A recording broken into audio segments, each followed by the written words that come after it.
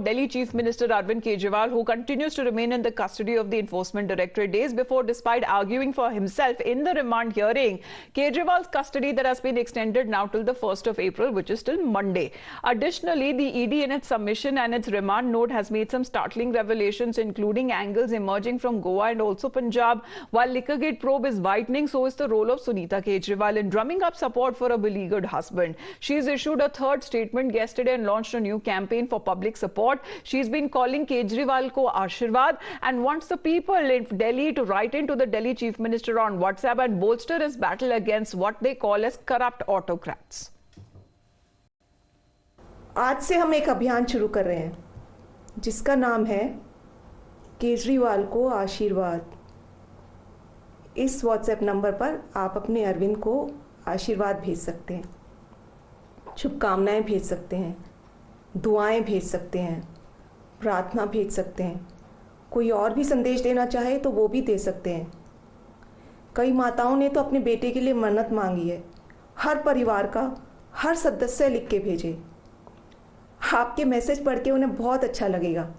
मैं आप सबके मैसेज उनको जेल में देकर आऊँगी और उन्हें मैसेज देने के लिए आपको आम आदमी पार्टी का होने की ज़रूरत नहीं है। आप किसी भी पार्टी से हो, कोई भी हो, अरविंद जी को मैसेज जरूर भेजें।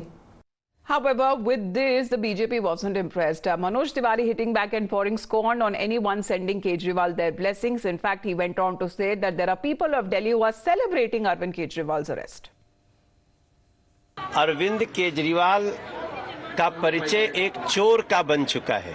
तो भ्रष्टाचारी व्यक्ति कभी भी अगर उसकी तुलना कोई स्वतंत्रता सेनानी से करे तो स्वतंत्रता सेनानियों का बहुत बड़ा अपमान है।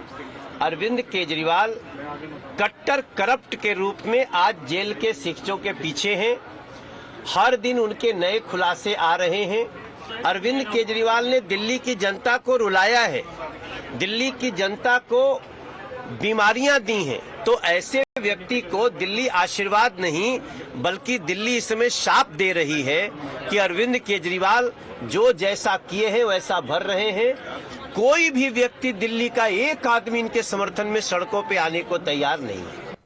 Meanwhile, another massive subplot in the ED's investigation has related to the access of Kejriwal's mobile phones. While seeking additional remand, the ED also mentioned how Arvind Kejriwal phones are yet to be analyzed. The ED says that a phone of Sunita Kejriwal has been analyzed, but there are 4 phones of Arvind Kejriwal that are yet to be searched, as Arvind Kejriwal is yet to disclose their passwords. The Aam Aadmi Party has now kicked up a massive storm over Kejriwal's phones. Atishi says that the BJP and not the ED wants Kejriwal's phones so that they can know Aam Aadmi Party's election strategy and conversation with the India allies. Listen in. ये वही ED है जिसने खुद बयान देकर कुछ दिन पहले बताया कि जो फोन एक्साइज पॉलिसी बनने के समय और लागू होने के समय अरविंद केजरीवाल जी के पास था, वो फोन ईडी को नहीं मिला है, वो फोन अरविंद केजरीवाल जी के पास नहीं है। तो फिर मैं ईडी से पूछना चाहती हूं कि मात्र कुछ महीने पहले पुराने फोन को ईडी क्यों देखना चाहती है, जब उन्हें खुद पता है कि वो उस पॉलिसी के समय का फोन नहीं है। ऐसा क्या है अरविंद केजरीवाल जी के फोन में जो आज ईडी जानना चाह रही है?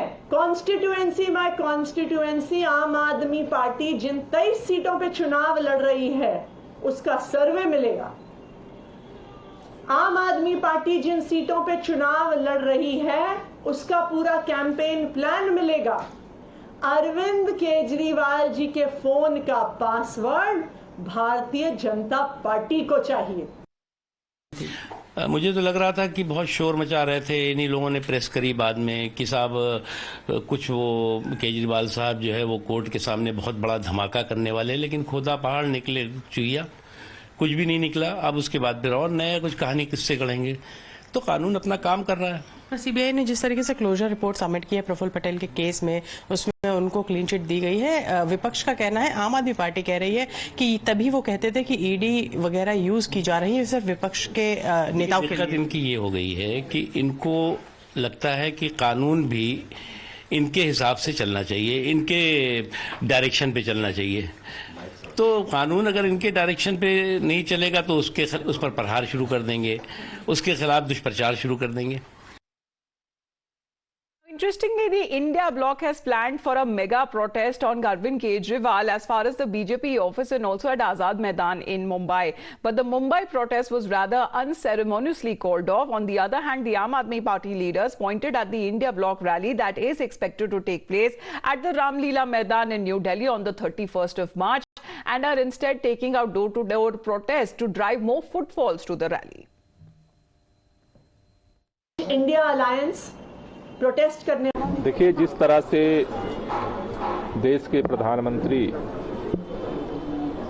मोदी जी ने तानाशाही पूर्ण रवैया अपनाते हुए दिल्ली के चुने हुए मुख्यमंत्री को गिरफ्तार किया है, पूरे दिल्ली के अंदर इसके खिलाफ आक्रोश है। इसके विरोध में 31 तारीख को 10 बजे पूरी दिल्ली रामलीला मैदान पहुंच रही है, जिसमें इंडिया गठबंधन के पूरे देश के जो शीर्ष नेता हैं वो भी इस तानाशाही के विरोध में रामलीला मैदान पहुंच रहे हैं। इंडिया अलायंस प्रोटेस्ट करने वाली थी भारतीय जनता पार्टी के ऑफिस के बाहर कि किस तरह ईडी एक एक्सटॉर्शन रैकेट बन गई है, किस तरह से ईडी का प्रयोग किया जा रहा है कंपनियों को धमकाने के लिए और उसके बाद उनसे पैसे की उगाही करने के लिए।